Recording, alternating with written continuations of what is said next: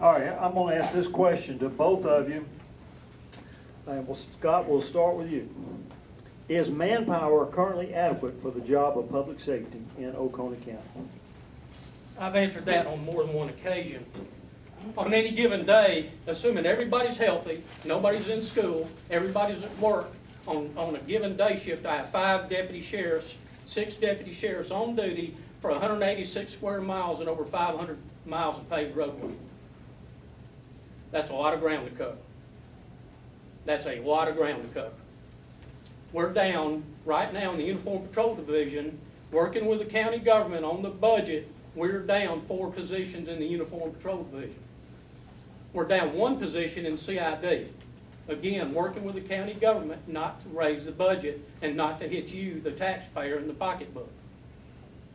My guys are working short. My men and women are working short. And they do a remarkable job. And I'm exceptionally proud of all of them because in spite of the sacrifices they're making, in spite of working short, they keep the crime down. They're on the front line every day, and I'm proud of every one of them. Trey, your response. Can you repeat the question, please? Is manpower currently adequate for the job of public safety in Oconee County? Well, not being privileged to all the information that Scott Berry is, I'm not sure if it's adequate or not. You know, that's a question. Personnel questions are questions that are hard to answer until you're sitting behind the desk. And you see the staffing, you see the organizational chart, you know where to allocate your resources. I can tell you from my experience in law enforcement that most departments who say they don't have enough help usually have their personnel allocated in the wrong location. So that could be something that could be addressed under my administration.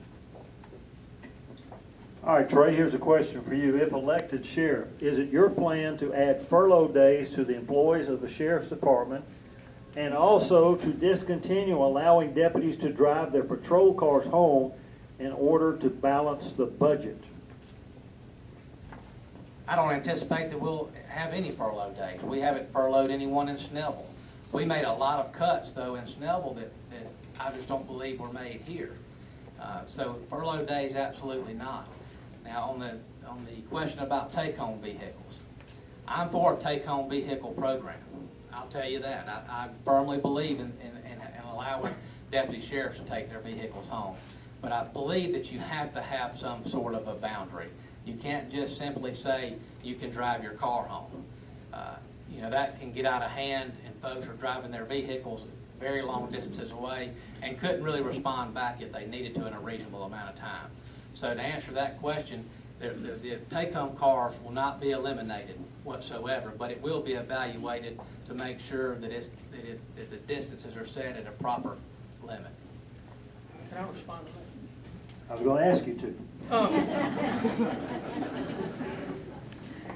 Using the city of Snellville as the counterexample, and just let me go there for just a minute. The city of Snellville is surrounded by Gwinnett County. We got hundreds of Gwinnett County policemen and deputy sheriffs on duty at any given time. In Oconee County, I might have 5 or 6 people on duty at any given time. And when the balloon goes up, the shooting, the kidnapping and shooting that took place on Jones Road, the murder of the Mal boy in Bogart, when the balloon goes up, I need deputy sheriffs. That's why they take their cars home. They take the cars home because they know if we call them, they have to come back to work.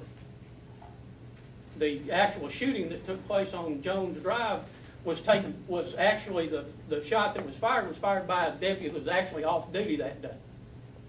He wasn't assigned to be working that day. The take-home car program is valuable, and it gives me a force multiplier, and that's what I have to have in Oconee County. Thank you. Trey, you may have enumerated this before, but the question to you is, what is your current position, duties, and overall responsibilities with the city of Snellville? I'm currently a sergeant in the Criminal Investigations Division.